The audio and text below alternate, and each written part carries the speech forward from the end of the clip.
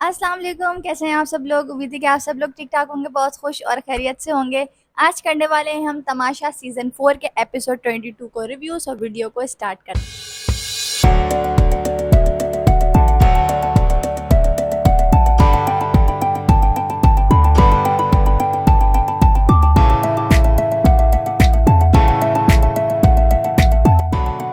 हमने सुबह नाश्ते वाला सीन देखा जहाँ ओमी और कंवल की हल्की सी लड़ाई हो गई थी, क्योंकि कंवल वाज लाइक कि अगर नाश्ता दिया जा रहा है तो चाय भी साथ सर्व की जाए, विच इज़ करेक्ट। क्योंकि कुछ लोग होते हैं जिनको चाय के बगैर नाश्ता नहीं करना होता है। जैसे मैं अपनी बात करूँ, चाहे अंडा पराठा हो या कुछ भी हो खाने के अंदर, लेकिन अगर चाय साथ नहीं होगी ना तो वो नाश्ता मुझसे होगा ही नहीं। इसी तरीके से बहुत सारे लोग होते हैं जिनको चाय ज़रूर चाहिए होती है, तो Kanwal is one of them. इसको चाय ज़रूर चाहिए नाश्ते में, और वो चाय के लिए काफ़ी ज़्यादा वो है कि चाय अच्छी होनी चाहिए और लाइक ठीक से मिलनी चाहिए, तो उसका ये वाला सीन है। तो ओमी साहब जो थे वो चाय चढ़ा के और आके बैठ गए खाना खाने के, मैं खाना खा लूँ इसमें चाय पक जाएगी। और कमल को ये चीज़ बिल्कुल अच्छी नहीं लगी। कमल वाज़ लाइक कि अगर आपको नहीं करनी है तो आप ड्यूटी नहीं लिया करें, ये वो। खैर हमने उनकी देखी अच्छी खासी हो गई थी, क्योंकि कमल का सुबह मूड ज़रा ख़राब होता है। लेकिन कमल की मुझे एक बात अच्छी लगती है, वो सबके बारे में सोचती है, जबकि ओमी ने उसको चाय लाकर दे दी थी। लेकिन कमल वाज़ लाइक कि अगर आपने चलो मुझे तो दे दी, लेकिन बाकियों को तो नहीं दी ना, हो सकता है बाकियों को भी चाय चाहिए हो। तो उसकी मुझे ये आदत बहुत अच्छी लगती है। शी इज़ वेरी स्वीट पहले तो। दूसरी बात ये कि वो सबके बारे में सोचती है, सिर्फ ये नहीं मुझे चाय मिल गई है बस मैं बैठ के पी लेती हूँ, छोड़ो बाकियों को। वो इस तरह की नहीं है, वो सबके बारे में सोचती है। तो मुझे कमल की ये आदत बहुत अच्छी लगती है। लाइक जब कमल स्टार्ट में आई थी तो कमल से कोई अच्छी वाइब्स नहीं आती थी, लेकिन जिस जिस तरीके से डेज आगे जा रहे हैं, हम लोगों की पर्सनैलिटीज़ को समझना शुरू कर रहे हैं, तो अब लग रहा है कि कमल एक बहुत अच्छी इंसान है। और मैंने उसको ज़्यादा किसी की बुराई करते हुए देखा भी नहीं। वो बस अपने मज़े में, एंजॉय में लगी हुई होती है, और उसकी पर्सनैलिटी जो है वो ऑडियंस को भी काफ़ी ज़्यादा पसंद आ रही है। हमने देखा कि Yasin was upset with his friends and like they were supporting Saif instead of Yasin. तो यासीन को ये लग रहा है कि उसके जो दोस्त हैं वो उसको सपोर्ट नहीं कर रहे हैं, और उस गेम के अंदर सैफ को सपोर्ट किया जा रहा है। क्योंकि देखो, अगर देखा जाए कि कोई रूल्स नहीं थे तो फिर यासीन और जैनब ठीक थे। लेकिन अगर एक इंसान रूल्स के साथ खेला है तो फिर ज़ाहिर है सब उसी को सपोर्ट करेंगे कि यार इसने लाइक रूल्स को फॉलो करते हुए एक गेम को खेला है, तो फिर सब लोग उसको कह रहे थे कि यही जीता है। लेकिन यासीन की थिंकिंग डिफरेंट थी। ही वाज लाइक कि कोई रूल्स थे ही नहीं, तो मैंने इस तरीके से कर लिया, जो कि करेक्ट है। जब बादशाह सलामत के अकॉर्डिंग जंगल का कानून है, कोई रूल्स नहीं है, कोई रेगुलेशन नहीं है, तो फिर यासीन तो ठीक था अपनी जगह पर। तो इस बात के ऊपर कॉन्फ्लिक्ट चल रहा था, सारे घर वाले एक तरफ, यासीन और जैनब एक तरफ। तो यासीन को ये चीज़ थोड़ी सी बुरी लगी कि मेरे दोस्त भी मेरा साथ नहीं दे रहे हैं। जैसे कि टेबल पर ही देखा कि यासीन, सैफ और रिदा बैठे हुए बातें कर रहे थे। इसके अंदर रिदा ने कोई वाइट क्रो समथिंग उसको बोल दिया, तो उसको ये चीज़ भी बुरी लगी कि रिदा ने मुझे इस तरीके से बोला। और every one was thinking Zainab जो है वो यासीन को फीड कर रही है उसके माइंड के अंदर उसके दोस्तों के खिलाफ। लेकिन मैंने जो 2 घंटे का एपिसोड आता है उसके अंदर मैंने नहीं देखा कि जैनब उसके खिलाफ किसी को कुछ बोल रही थी, यासीन को कुछ बोल रही। अनकट में हो तो मुझे नहीं पता, अगर हो तो मुझे बता दीजिएगा कि अनकट में वो कर रही थी। लेकिन मैंने 2 घंटे के एपिसोड जो देखा है उसके मुताबिक मैं यहाँ रिव्यू कर रही हूँ, तो मुझे उसमें जैनब कहीं पर भी ये बोलती हुई नज़र नहीं आई, यासीन को कुछ कुछ सिखाती हुई नज़र नहीं आई। हाँ, यासीन जो था वो जैनब के साथ बैठकर ये कह रहा था कि मुझे इनकी आँखों में अ, अपने लिए सपोर्ट नज़र नहीं आई, मुझे इनके लफ्ज़ों में अपने लिए सपोर्ट नज़र नहीं आई। अब यासीन जो है वो छोटा बच्चा नहीं है कि आप उसको जाके कुछ भी फ़ीड कर दोगे और वो वही बोलना शुरू कर देगा, ऐसा हो ही नहीं सकता। यासीन इज़ वेरी शार्प, वो बहुत इंटेलिजेंट है, वो बहुत शार्प है। वो इस तरीके से कभी भी किसी की बातों में नहीं आता है। और उस टाइम भी ज़ैनब नहीं बोल रही है, यासीन ही उसको ये बात बोल रहा है कि मैंने इन लोगों की आँखों में अपने लिए कोई सपोर्ट नहीं देखी, और उस इसलिए वो थोड़ा-सा अपसेट भी था। लेकिन इनका ये कहना भी है कि मैं सैफ की जीत से बिल्कुल भी बुरा नहीं मान रहा हूँ या कुछ नहीं कह रहा हूँ, लेकिन बस उसको ये है कि मेरे दोस्तों ने मुझे सपोर्ट नहीं किया। वो यहाँ पर सैफ से नाराज़ नहीं है, और मुझे नहीं लगता यासीन और सैफ की कभी लड़ाई हो सकती है, क्योंकि वो दोनों बहुत अच्छे दोस्त हैं। लेकिन हाँ, उसकी थोड़ी-सी लड़कियों से वो हो गई थी, रिदा वगैरह से। और पर हमने एक क्लिप देखा जहाँ ज़ैनब बैठी हुई यासीन से सैफ की बुराई कर रही है। बुराई इन द सेंस कि उसके बारे में गलत बोल रही है, और यासीन बैठा हुआ एग्री भी कर रहा है। अगर आप दोस्त हो ना, तो आप अपने दोस्त की बुराई कैसे सुन सकते हो? अगर यासीन की तरफ सैफ होता ना तो वो कभी भी यासीन की बुराई नहीं सुनता, लेकिन यासीन बैठा हुआ सैफ की बुराई बड़ी आसानी से सुन रहा था। तो यहाँ पर ज़ैनब या महम या कोई तीसरा बंदा है, उसकी गलती नहीं है, यहाँ गलती है यासीन की, क्योंकि यासीन सैफ का दोस्त है, ज़ैनब सैफ की दोस्त नहीं है। ज़ैनब बोल सकती है सैफ को कुछ भी, लेकिन अगर यासीन बैठा हुआ एग्री कर रहा है अपने दोस्त की बुराई के ऊपर, तो फिर यहाँ पर थोड़ी सी गड़बड़ है। मुझे फिर समझ में नहीं आ रहा है कौन किसके साथ लॉयल है। सैफ ने उसको बोला कि तुम्हारे पास लोग हैं गलत जो तुम्हें सिखा रहे हैं, तो उस पर यासीन ने बोला तुम्हारे पास लोग हैं गलत सिखाने वाले, मेरे पास नहीं। तो उस पर सैफ ने बोला कि मैं इतना छोटा बच्चा थोड़ी हूँ कि मैं कोई गलत बात सीख जाऊंगा। तो बस यही पूरी बात यासीन पर भी लागू होती है कि भाई यासीन कोई छोटा बच्चा तो है नहीं कि वो किसी की भी बातों में आ जाएगा या कुछ हो जाएगा।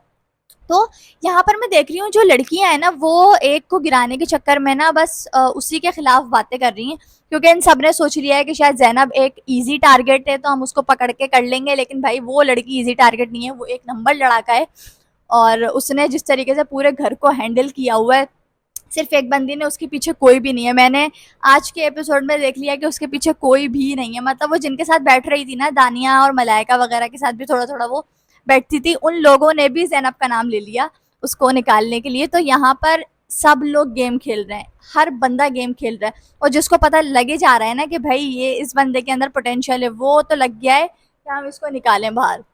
सैफ ने बोला कि अगर वोटिंग हुई ना तो सारे मिलके सैफ मेरा नाम लेंगे, यासीन का तो नाम लेंगे भी नहीं, यासीन की सबसे अलायंस है, विच इज़ करेक्ट। यासीन की सबसे अलायंस है, लेकिन सैफ का नाम भी किसी ने नहीं लिया, सबने लिया ज़ैनब का नाम, क्योंकि सबको ऐसा लगता है कि ज़ैनब शायद आगे निकलने का पोटेंशियल है उसमें।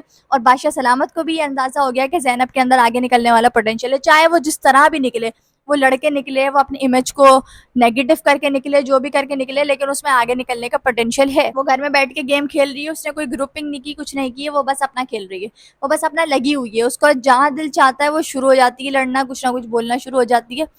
तो का दानिया का जो एटीट्यूड था वो ऐसा था जैसे दानिया घर की नई वजीर बन गई हैं कि ये यहाँ पर किसने रखा, ये यूं क्यों हुआ। अब जैसे कि कमल ने रोटी जो होती है, मतलब हम रोटी को डस्टबिन में नहीं फेंकते, और कमल, मैं यहाँ पर कमल बिल्कुल सही थी, मैं यहाँ पर कमल का साथ दूंगी बिल्कुल, बिला झिझक मैं यहाँ कमल का साथ दूंगी, क्योंकि हम जो है रोटी को नहीं फेंकते डस्टबिन के अंदर, उसको रख देते हैं, उसको सुखा देते हैं, और फिर बकौल उसके कि उसने वो स्टोर रूम में दे देते हैं ताकि वो हम लाइक खिला दिया जाए, फेंका ना जाए, मतलब ज़ाया नहीं किया जाए रोटी को। रोटी की एक एक इज्जत है, अगर वो नीचे भी गिर जाती है तो हम उसको चूमते हैं। तो दानिया उस लाइक यहाँ किसने रखा है और यहाँ फफूंदी लग जाती है, या ये ठीक है आप बात को बोल सकते हो, लेकिन जो वो बात बोल रही है, कमल बोल रही है, उसमें भी कोई गलत बात नहीं है, वो बिल्कुल ठीक कह रही है, क्योंकि रोटी को हम नहीं फेंकते। और उसने यही बोला कि भाई मैं रोटी को नहीं फेंकूंगी, आपको फेंकना है आप फेंक दो, मैं रोटी को नहीं फेंकूंगी।